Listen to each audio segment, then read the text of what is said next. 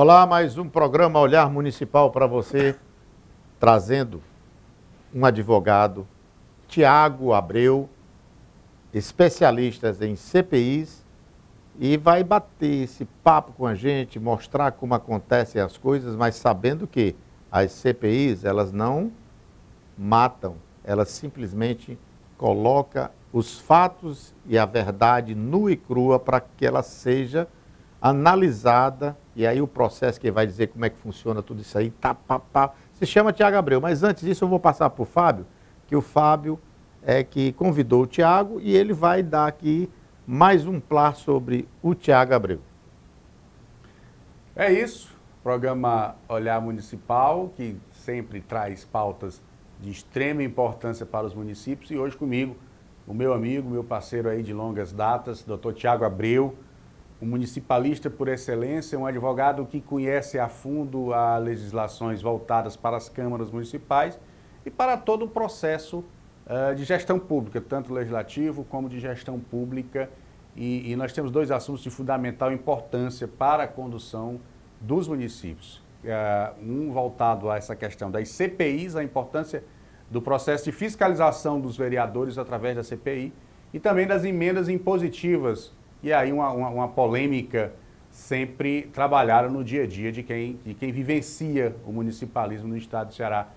Meu amigo Tiago Abreu, seja muito bem-vindo ao programa Olhar Municipal, até que enfim. Seja bem-vindo, Tiago, mas eu quero dizer aqui uma coisa antes que você se apresente ao nosso telespectador. Uma coisa que me chama a atenção, o Fábio, todo mundo que está aqui, ele diz assim, um grande amigo meu.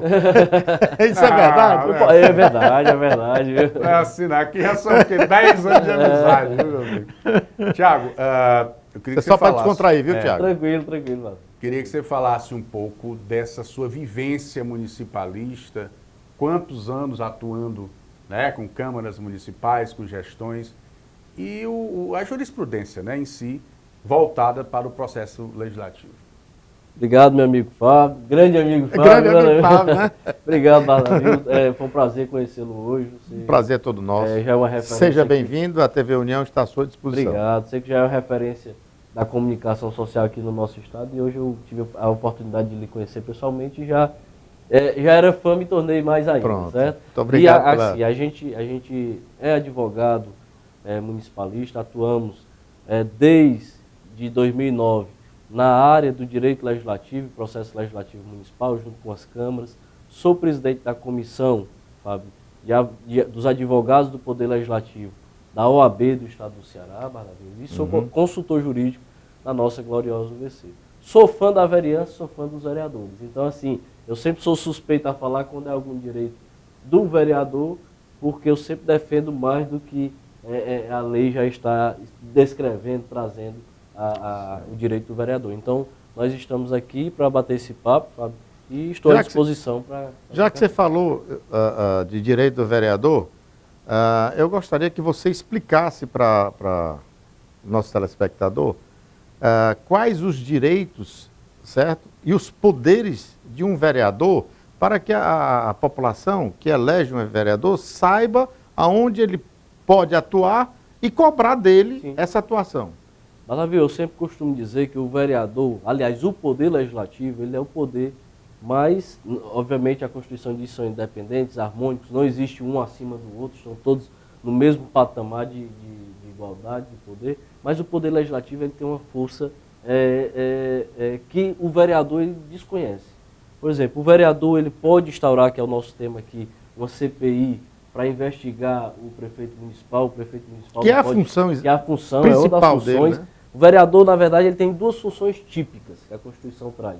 A função de legislar, criar leis, normas municipais. Em favor do povo. Em favor do povo, respeitando ali o interesse municipal, lá do artigo 30 da Constituição Federal, e o poder de exercer o controle externo, a fiscalização dos atos da administração pública. Veja que quando a Constituição Federal, lá no artigo 31, ela diz que cabe a fiscalização da administração pública, ela diz que a administração pública é fiscalizada pela Câmara, pelo vereador, com o auxílio do Tribunal de Contas. Então, o poder do vereador, as funções típicas e o poder desse vereador, ele é muito grande. Às vezes ele não sabe o que tem. Mas, por exemplo, um vereador tem o poder de cassar um prefeito municipal, através do rito do Decreto-Lei 201 de 1967. O vereador pode sustar um decreto do prefeito municipal, se extrapolar os limites do poder regulamentar, pode investigar através de CPI, enfim. Nós temos a Constituição, ela traz vários direitos. Uma pergunta que não às vezes quer calar. o vereador não tem Uma conhecimento. pergunta que não quer calar. Depois o Fábio faz aí as suas ponderações. Com todo esse amparo jurídico que um vereador tem dentro das suas funções, eu gostaria de saber o seguinte: por que é que um vereador, quando eleito, logo pula para o lado do prefeito? Não, nem sempre, né? A gente conhece... Normal, não, quando eu falo isso é porque geralmente um prefeito diz logo assim: a Câmara é minha, eu tenho todos os vereadores na minha mão. Por que isso funciona, tem que funcionar assim? Não, aí eu desconheço, não é uma regra, não é uma... Não é regra. Assim, não é regra, eu conheço, política, não, essa é questão política, eu estou dizendo. Mas eu Que conheço... ele deixa de dizer... Peraí, eu estou polemizando isso aqui, Tiago, mas é exatamente para que as pessoas entendam que quando o vereador, ele pula, né, a cerca, né? É para benefício, que ele diz, em atender a população dele. Porque um vereador, sem o apoio do prefeito, ele não pode fazer nada.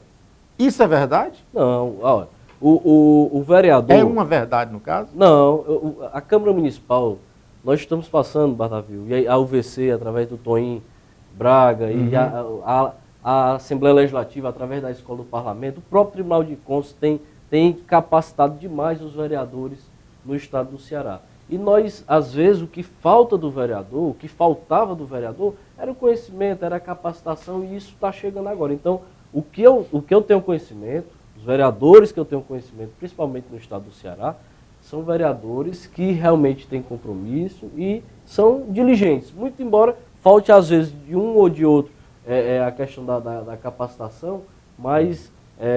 a gente não tem como generalizar e nem trazer essa situação. Eu estou falando isso aqui porque já vieram N vereadores aqui para a emissora fazer denúncia de prefeitos e tudo mais, e no decorrer do processo, o pobre do vereador, ele é sucumbido pelo gestor, no caso aí prefeito, ele é sucumbido e depois, como a gente diz assim, tudo que ele denunciou, no final quem passa por bandido é ele.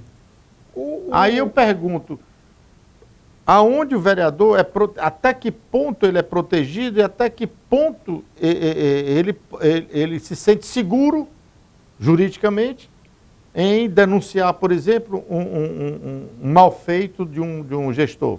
A Constituição Federal, lá no artigo 29, inciso 8º da Constituição Federal, ele traz a imunidade material. Então nós já temos vários precedentes, inclusive do Supremo Tribunal Federal, que o vereador, dentro da sua função parlamentar, sem extrapolar os limites da imunidade material, ele não será penalizado nem civil e nem penalmente por suas opiniões, palavras e votos. Mas isso dentro da Câmara e até fora dela? Essa é a Constituição Federal. Sim, mas eu pergunto. A Constituição Federal ela diz que dentro da circunscrição do município. Então, por exemplo, se o vereador de Fortaleza estiver aqui na TV União, dando uma entrevista, fazendo uma denúncia, ou se expressando esclarecendo sobre algum ponto, alguma irregularidade, ele está amparado pelo escudo da imunidade material, dentro da circunscrição do município. Certo. Então, assim, voltando para os princípios constitucionais, a fiscalização é um dos principais, aliás, é um dos pilares dos mandatos legislativos. Quando é que um vereador pode ali criar uma situação de fiscalização, Tiago? O vereador, a qualquer momento que ele tenha conhecimento, Fábio, de um ato irregular, de uma irregularidade praticada pela administração pública, ele já pode agir. Hoje nós temos vários canais, Ministério Público, Tribunal de Contas do Estado do Ceará, que possibilita o vereador de apresentar uma notícia de fato ou uma representação contra o gestor e buscar esse direito, essa fiscalização. Mas o vereador, hoje, com a transparência, com o portal da transparência, nós temos fácil acesso a muitas informações, que dá para iniciar uma investigação a partir delas. E aí o princípio seria, a primeira peça seria o requerimento solicitando informações sobre a denúncia? Sim, pode. No caso da CPI, já vamos entrar aqui na CPI, não. No caso de uma denúncia formal? Uma denúncia formal. Uma denúncia formal. Que pode vir da sociedade. Que pode vir lógico. de qualquer cidadão. O artigo 11, salvo engano, da Constituição Estadual do Estado do Ceará, ele diz que qualquer cidadão, partido político, associação, tem o direito de representar contra qualquer irregularidade. Até de voz de prisão também. Então o primeiro ponto seria o quê? Reduzir a termo, realmente colocar no papel essa denúncia, Fábio, e apresentar junto aos órgãos. Lá no Tribunal de Contas do Estado, o Ministério Público de Contas tem feito um excelente trabalho, recebe essas notícias de fato, o Ministério Público, isso a pessoa do computador de casa, o Ministério Público do Estado do Ceará também tem essa medida, de modo que os órgãos de controle externo eles estão sim trabalhando e atuando. Às vezes, Bardavil, você falando aqui, o vereador chegou aqui, fez a denúncia, mas ficou desmotivado. Porque há uma demora. Também os órgãos fiscalizadores, eles vão apurar se realmente existe aquela situação. Às vezes não é real, né? Às vezes não é uma situação flagrante, tá entendendo? Às vezes não é o cara que fez uma transferência para a conta dele não é um Pix, né? Não é um Pix, tá entendendo? Que o cara foi pego em flagrante. Então, às vezes, o vereador, ele acaba se desmotivando, mas há sim os meios e a gente tem, através dos canais do controle externo, fazer sim essa demora, que eu acredito, são dois aspectos que eu vejo como experiência, o que a gente vê o dia a dia. Vamos ser bem honestos, aqui ninguém está para maquiar, para nada, nem para ninguém. Nós temos uma justiça hoje que ela não está fazendo o papel dela. Vamos ser bem honestos, eu não estou falando de toda ela em si, mas a justiça cabeça, vamos estar assim. O Supremo interpreta como ele quer. Dá direito a um juiz interpretar como ele quer. Aí eu pergunto, aonde está a justiça, que eu digo, dentro da lei, da Constituição? Dos resultados. Dos resultados da Constituição. Porque muitas vezes você tem aí, por exemplo, hoje, um enxuga-gelo, de um modo geral. A polícia prende, a justiça solta. Mas não é a justiça que solta, quem solta é o advogado. Bom, a questão não é... É a justiça. Né? A questão não é se é o advogado ou se não é o advogado, ou é o delegado que não faz um processo que devidamente dentro dos padrões e da linha de conduta. Por quê? Porque sempre tem uma brecha, e essa brecha é exatamente para facilitar. Aí eu pergunto a você, dentro da lei orgânica de um município, ela se defronta com, muitas vezes, com a Constituição, a ponto de neutralizar, por exemplo, uma denúncia? A lei orgânica do município, existe alguns casos de antinomias, esse confronto com a Constituição é isso que eu estou Federal. Dizendo, é a experiência, a gente chama lá no direito de antinomias.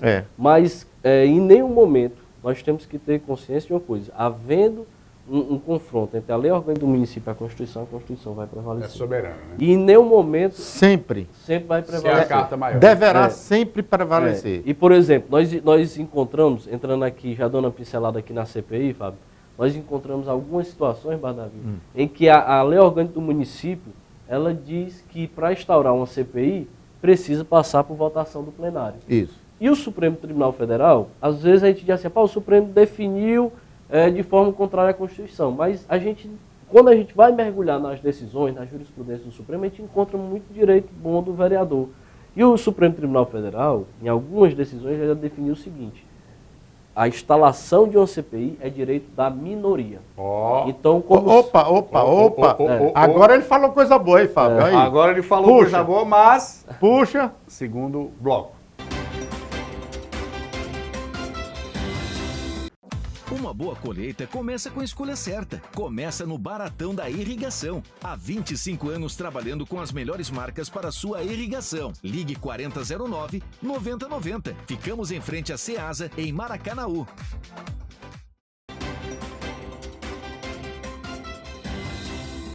Olá, estamos de volta com o Olhar Municipal para você e com a novidade. Vamos dar um giro nos municípios até o final do ano, levando o seu município para que o Álvaro Lins, nosso repórter, fazer aquela pincelada do seu município até o final do ano. Acredito que quase todos os municípios irão receber essa pincelada nesse giro pelos municípios. E hoje temos aí Álvaro. Quem é hoje, Álvaro? Olá, Fábio, Walter. Olá, você de casa. Agora é hora de darmos um giro nos municípios. E daqui até dezembro vamos homenagear as cidades do interior do Ceará. E em meio às brisas que acariciam o Nordeste brasileiro, a cidade de Jardim celebrou este ano 207 anos de emancipação. Um lugar onde a tradição se entrelaça com a modernidade. Jardim é mais do que um mero ponto no mapa, é um capítulo vivo na rica história do Ceará.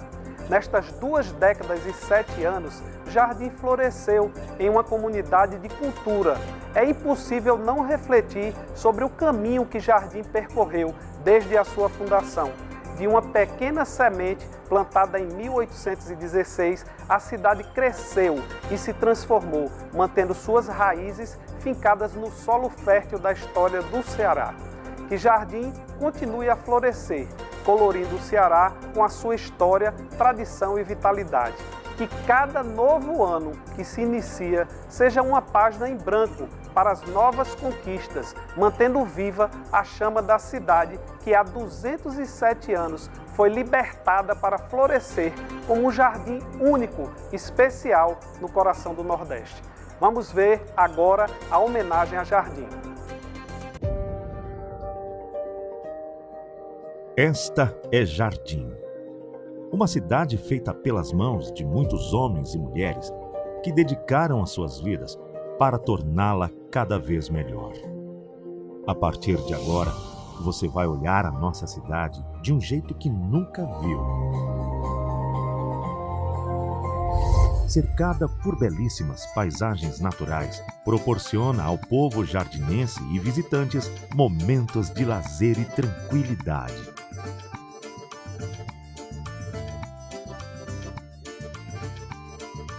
O esporte, a cultura e a educação também estão presentes no dia a dia de nossa gente. Terra de tradições e religião. Jardim é ótima para se viver, perfeita para planejar o presente e abrir novas oportunidades para o futuro. Jardim não para. É uma cidade dinâmica e inovadora que se transforma a cada dia. Uma cidade em constante movimento, conectada com nossa gente, na busca incessante pela inovação e excelência de seus produtos e serviços, todos da mais alta qualidade. Jardim é um permanente canteiro de obras e por trás de cada obra realizada, de cada prédio levantado, está o suor e a participação de cada jardinense. Aqui, dos pioneiros até a população atual, todos trabalham com a certeza de um futuro de êxito e prosperidade. Aqui existe muito orgulho e esperança pelo que somos e representamos. Aqui todos lutam pelo sonho maior de sempre: conduzir Jardim pelo caminho do desenvolvimento, garantindo sustentabilidade e qualidade de vida a todos. Bem-vindo a Jardim Ceará! Um beijo no coração de cada morador e cada moradora de Jardim. E na próxima semana estaremos de volta com mais um Giro nos Municípios.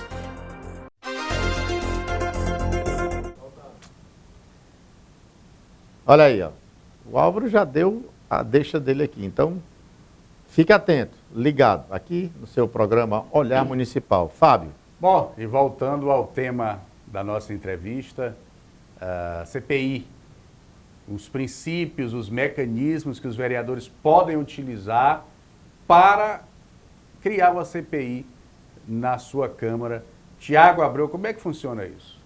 Pois bem, como eu estava falando, o Supremo ele também tem decisões boas, né, Barnabé? Não é só decisão ruim. Então teve um direito que foi consagrado. Nem tudo é ruim, né?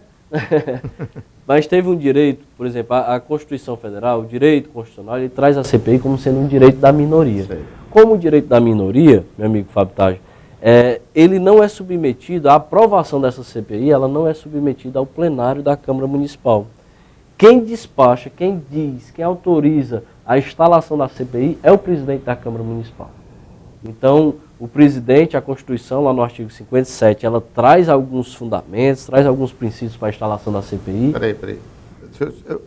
Pois não, pode interromper. Agora você fundiu a minha cabeça e eu tenho para mim que do telespectador também. Vamos Você esclarecer. disse que uma minoria já pode instalar uma CPI.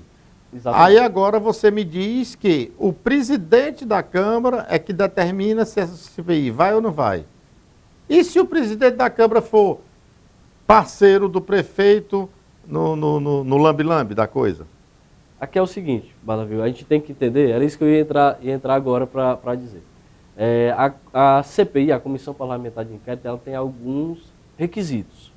Primeiro requisito é o quê? É que ela seja subscrita, assinada por um terço dos vereadores.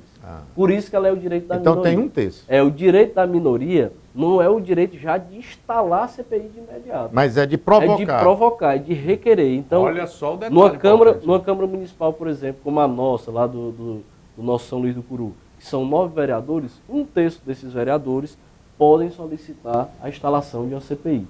E a CPI, dentro do requerimento, é um requerimento escrito, formulado pelos vereadores, o vereador tem que trazer claramente, objetivamente, o fato certo. Eu não posso chegar e dizer o seguinte, rapaz, eu 3 vereadores já podem requerer uma Pode CPI. requerer. Aí vai para votação. Não vai para votação. Vai para a mesa diretora. Vai para o presidente da Câmara Municipal. Aí o presidente Então, da Câmara é assim com o prefeito. É colega do prefeito. É colega do Aí prefeito é e cúmplice do político. prefeito. Mas Não, eu estou colocando a situação. Não, mas às vezes... Desenrole, meu amigo. Não é assim não, Bardavil. Muitas vezes o presidente da Câmara ele é até aliado do prefeito municipal, como já aconteceu em algumas câmaras, mas é isso que o Supremo Tribunal entendeu. Se aquele requerimento dos vereadores ele preenche os requisitos legais, constitucionais, tem fundamento. Pronto. Um terço solicitou, fato determinado e prazo certo, o presidente ele é obrigado a instalar. Só que ele faz um juízo daquele requerimento. E assim, se o presidente não apresenta, lá na administração pública, a gente tem um princípio, que é o princípio da motivação, todo ato tem que ser motivado. Isso. Se eu chegar e disser assim, Fábio, esse seu requerimento aqui de instalação da CPI, ele não vai ser deferido, por quê? Porque não se trata de um fato certo. Não se trata de um fato Isso aqui não é verídico. Melhore essa situação, tá entendendo? Então, existe a possibilidade também do vereador prejudicado entrar com um mandado de segurança para ver a sua CPI sendo instalada, ou então o presidente analisar o seu requerimento. Mas nem sempre acontece do presidente negar, indeferir esse pedido, não. Geralmente, pelo menos as vezes que eu vi, foram deferidos, foram instaladas as CPIs. Isso instalada a CPI.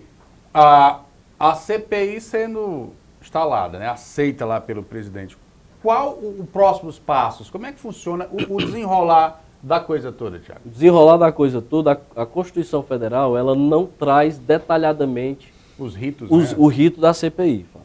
Mas aí é para estar previsto lá no regimento interno de cada Câmara Municipal. Então, se a CPI foi instalada, lá no regimento ele vai dizer como é que funciona, como será a escolha desses membros da CPI, geralmente são 3 membros nas câmaras de pequeno porte, como será a escolha desses membros, como será a eleição do presidente, a escolha do relator, tudo isso aí, Barnabé, não existe uma regra geral. É uma disposição realmente do regimento interno de cada caso. Vários aspectos, cada caso um caso, são vários aspectos que são analisados. Esses casos mais complexos, né? Por exemplo, nós tivemos um aqui, inclusive, agora que a CPI foi instalada e o prefeito saiu feito doido. Foi na Aratuba. Aratuba, O prefeito foi convocar a população para causar aí fazer um tal. Sendo que foi instalada a CPI. Não, ela foi instalada. Tá? Tem esse caso. Mas tem um caso também do do prefeito que tinha, a maioria já estava determinada a caçá-lo e ele conseguiu ajeitar... Um passe de mágica. Ajeitar, né? Com um estalar de dedos da Dini é um gênio. Dini é um gênio. Né? Retirar um... É interessante. Nós só essas coisas. precisamos entender o seguinte, eu não sei a realidade aqui do município de Aratuba e nem do que o Barra da Vila está me dizendo, mas aparentemente... Eu não citei o município para não... Mas aparentemente, se foi submetido ao plenário, Fábio, não é uma CPI. Como eu falei no início aqui, a CPI ela não é submetida Só à aprovação, após a aprovação plenário. do... E aí é onde existe a diferença entre CPI e comissão processante. A instalação realmente da comissão processante, ela passa pelo plenário, o plenário é que autoriza a instalação da comissão processante, que pode gerar a cassação do prefeito ou do vereador por infrações políticas administrativas. Nesse caso aí, que eu estou te falando, você deve saber quem é, não vou citar o nome para poder não ver um caso. Eu estou citando o fato que imediatamente após ele não ser cassado, ele pede um afastamento, uma licença. Tá? Isso a população tem que entender, eu estou falando agora aqui diretamente para você que está nos assistindo. Como cidadão, existem várias manhas e várias sinuetas de se livrar de um processo ou mesmo de um afastamento. O que o povo tem que entender que mesmo nessa artimanha jurídica, nessas composições, nesses acertos, é você, cidadão do município, do seu estado, que tem que estar atento.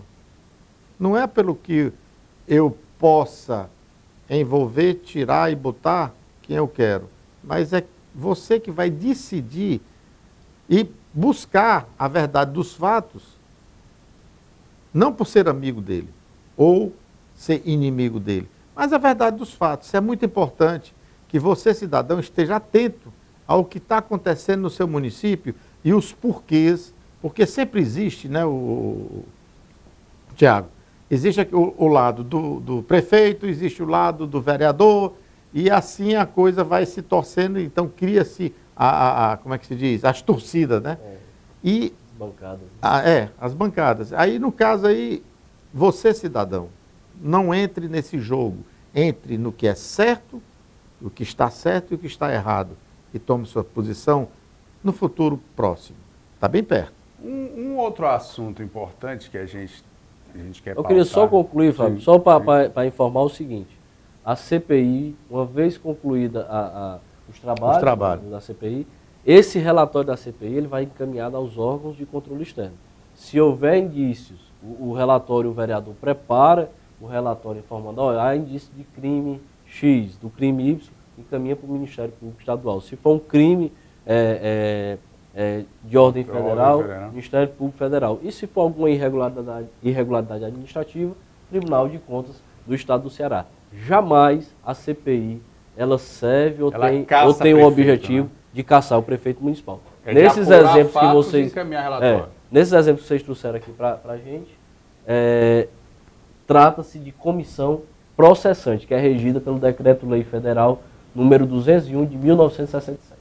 Certo. O que é interessante e uma das ações da nossa pauta aqui também, Tiago, é a chamada emenda impositiva nos municípios.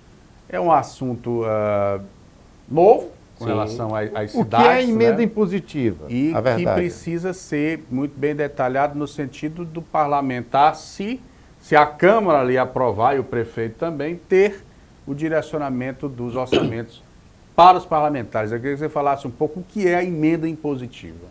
A emenda impositiva ela foi criada em 2015 através da emenda constitucional número 86. Sim.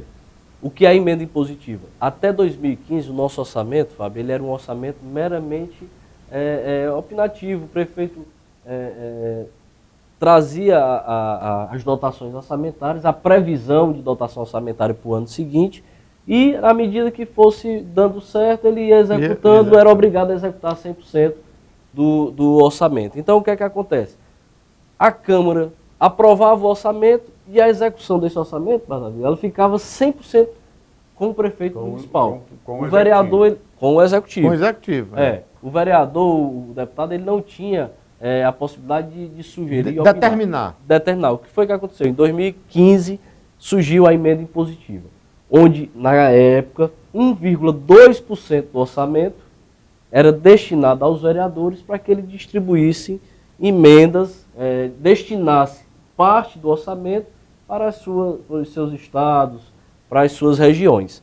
E isso permitiu que o orçamento da União ele se descentralizasse, ele saísse exclusivamente. Isso aí tanto é para federal, estadual e municipal. Aí, esse decreto não é essa lei. É a Constituição Federal. Hoje é lei. Artigo 166 da Constituição Federal. Só que o que acontece?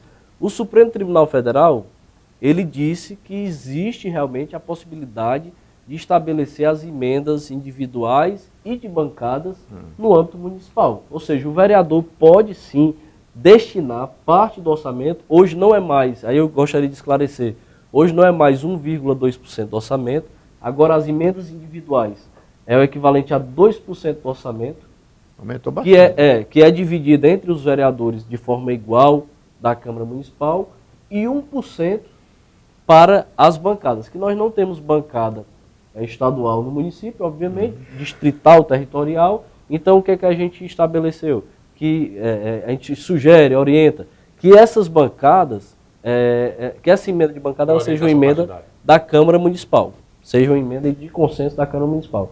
Mas, em resumo, o que é a emenda impositiva? É a possibilidade do vereador destinar parte do recurso do orçamento do município para determinada área. A emenda impositiva, ela tem uma destinação específica de um determinado percentual. 50% dessa emenda obrigatoriamente tem que ser destinada à saúde. Os outros 50% pode ser para outras áreas. É distribuído. Nós não podemos destinar, por exemplo, essa emenda para gasto com pessoal em cargos sociais. Sim. Certo? E o vereador ele tem que prever na lei orgânica, assim como o deputado tem que prever aqui na Constituição Estadual do Ceará. Tem que encaminhar suas demandas. Tem que encaminhar suas demandas. Então, é um direito do vereador, a gente orienta o vereador que não abra mão desse direito, porque a ministra Carmen Lúcia, lá do Supremo, ela disse uma coisa muito interessante. A emenda impositiva ela veio como uma forma de reequilibrar as forças dos poderes. Eu penso assim também. Antes o Poder Executivo tinha 100% do cheque do município para executar da forma que queria, e hoje a Câmara Municipal tem 3%. Ela fala em reequilíbrio, mas ainda o município vai ficar ainda... É um reequilíbrio assim. É um reequilíbrio, mas é um grande... É uma balança pensa. Uma balança ladeira. É um grande avanço, Bardavil, e a gente orienta aos vereadores que trabalhem sim nas suas câmaras municipais a criação, a instituição das emendas impositivas e apresentem ela no orçamento. Uma pergunta rápida que eu queria fazer. Existe uma porcentagem de toda a arrecadação, por exemplo, da Prefeitura, existe uma porcentagem para a Câmara. Para a Câmara. Aí eu pergunto, a pergunta é, essa porcentagem é linear, é para todas as prefeituras ou cada prefeitura tem a sua... Não, vai depender do que a gente chama da receita corrente líquida do município. Então, cada município tem a sua receita, cada município ele vai estabelecer ali no orçamento o porque valor, tem município que recebe 5, lá, tem outro que recebe 2, outro que recebe 3, a Câmara, né?